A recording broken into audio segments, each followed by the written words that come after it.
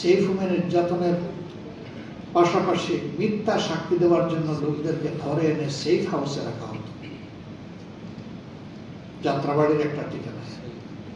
এই সব কিছু তখনকার মিডিয়া উঠে এসেছে। সারা বিশ্বের মানবাধিকার সংগঠন, বিবেকবান রাষ্ট্রনায়ক মানুষের পক্ষ থেকে এই বিচার প্রক্রিয়ার নিন্দা জ্ঞাপন করা হয়েছে। স্পেশাল এনভয় পাঠিয়ে তাদেরকে স্বচ্ছ বিচারের জন্য অনেক পরামর্শ দেওয়া হয়েছে, কোনো কিছুই কানে তোলে, কারণ তারা জানত স্বচ্ছ বিচার হলে খুন করা যাবে না। কারোর কথা তারা শুনেনি। হ্যাঁ, আমাদের নেতৃবৃন্দ চলে গেছে, সেই নেতৃবৃন্দকে হয়তো এই দুনিয়া আমরা পাবো না। আল্লাহ তাআলার দরবারে দোয়া করি আদালতে আখিরাতে এর সাথে যেন আমাদের হাসর হয়। সম্মানিত ভাইয়েরা, আমাদের প্রিয় নেতৃবৃন্দ এবং আমরা এই দেশকে ভালোবাসি, তারা ভালোবাসত। ভালোবাসার জায়গা থেকে তারা চেষ্টা করেছেন দেশের মানুষের জন্য ভালো কিছু করার। তাদের সবটুকু যোগ্যতা উজাড় করে বাংলাদেশে সুস্থ ধারার রাজনীতির প্রবর্তন তারা করতে চেয়েছিলেন। শুধু বিরোধী অবস্থানে রাজপথে নয়, সরকারের ক্ষুদ্র অংশ হওয়ার পরেও সেখানেও গিয়ে তারা চেষ্টা করেছেন সরকার ব্যবস্থাপনাকে ভালো করা যায় কিনা। 2 জন মন্ত্রীর 3টা মন্ত্রণালয়, আপনারাই সাক্ষী। আল্লাহ তাআলা এই বান্দাদেরকে বিশেষভাবে সাহায্য করেছিলেন।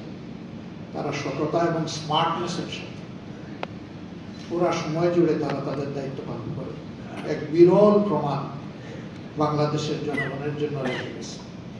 সততার নজিরবিহীন উদাহরণ তারা রেখে গেছে।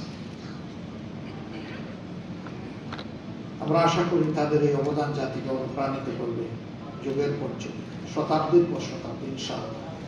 তারা বেঁচে থাকলে এই জাতিকে সততা, দক্ষতার সাথে সেবা দিতেন এবং রাজনীতিতে অনেক গুণগত পরিবর্তন আসত। মহান আল্লাহ তাআলার দরবারে দোয়া করি আল্লাহ তাআলা তার এই সমস্ত নেক বান্দাদের ঘাটতি যেন আমাদেরকে পূরণ করে দেন। প্রিয় সম্মানিত ভাইয়েরা, এই মামলাগুলা পরিচালনা করতে গিয়ে সীমাহীন জাল জালিয়াতির আশ্রয় নেওয়া হয়েছে। কিভাবে আশ্রয় নেওয়া হয়েছে? এককালীন প্রধান বিচারপতি এস.কে. সিনহা তার লেখা নিজের বইয়ে তিনি তার অপরাধ স্বীকার করেনি তা তুলে ধরেছেন। কিভাবে বিচার নয়, পরিকল্পনা মাফিক ঠান্ডা মাথায় এই নেতৃবৃন্দকে খুন করতে হবে তার ছক বিচার বিভাগ এবং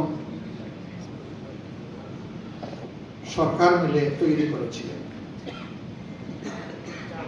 এর পাশাপাশি এমন পরিবেশ বাংলাদেশে সৃষ্টি করা হয়েছিল যে এই পরিবেশে অন্যায়ের বিরুদ্ধে প্রতিবাদ করার সামান্য কোনো সুযোগ রাখা হয়নি। আপনারা দেখেছেন একটা রায় হয়েছে, বাস্তবায়ন হয়েছে। যাকে খুন করা হয়েছে বিচারিক আদালতের মাধ্যমে তিনি তো আল্লাহর দরবারে চলে গেলেন, কিন্তু পাশাপাশি একই সময় পরিবারের সদস্যদের উপর নির্মম কষাঘাত এবং অত্যাচার করা হয়েছে। আমাদের সম্মানিত ভাই এবং নেতা জনাব আব্দুল কাদের মোল্লা যেদিন যে রাতে তার ফাঁসি জোর করে কার্যকর করা হলো, সেই রাতে তার বাসায় হামলা করা হলো, তার পরিবারের সদস্যদেরকে নাজেহাল করে শারীরিকভাবে কষ্ট দিয়ে তারপরে তাদেরকে জেলে পুরে দেওয়া হলো। এক একটা পরিবার ছিন্ন ভিন্ন হয়ে গিয়েছে, কোথায় কে গিয়েছে দেশে বিদেশে, হিসাব পাওয়া কঠিন, এরকম অবস্থা। আজকে যার রায় হলো, তার একটা মেয়ে ছাড়া দেশে আর কেউ নেই। ছেলেটাও দেশ থেকে চলে যেতে বাধ্য হয়েছে। মাঝখানে একবার হিম্মত করে এসেছিল, ভয়ঙ্কর চাপ তার উপর তৈরি হওয়ার কারণে আমরাই বলেছি বাবা তুমি চলে যাও। স্কাইপ কেলেঙ্কারির ঘটনা গোটা বিশ্বে নিন্দিত হয়েছে, তিরস্কৃত হয়েছে। গোটা বিচার প্রক্রিয়ার সময়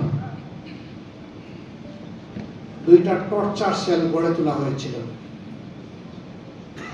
একটার নাম দেওয়া ছিল সেফ হোম, আর একটার নাম দেওয়া হয়েছিল সেফ হাউস। সেফ হোমে ভিকটিম নেতৃবৃন্দকে নিয়ে নাজেহাল করা হতো। সেখানে জিজ্ঞাসাবাদের উচ্চ আদালতের ডিরেকশনও ফলো করা হয়নি, লঙ্ঘন করা হয়েছে। নির্গম রেখে ঘন্টার পর ঘন্টা, দিনের পর দিন তাদের উপর অত্যাচার চালানো হয়েছে। আমরা তখন নীরবে সহ্য করেছি, সংগত অবস্থান থেকে প্রতিবাদ জানানোর চেষ্টা করেছি। চোখের পানি দিয়ে আল্লাহ তাআলাকে বলেছি, হে আল্লাহ, ইন্নাকা আলা কুল্লি শাইইন কাদির, তুমি সকল কিছুর উপর ক্ষমতাবান হে মাবুদ, তোমার ক্ষমতার আশ্রয় আমরা নিচ্ছি।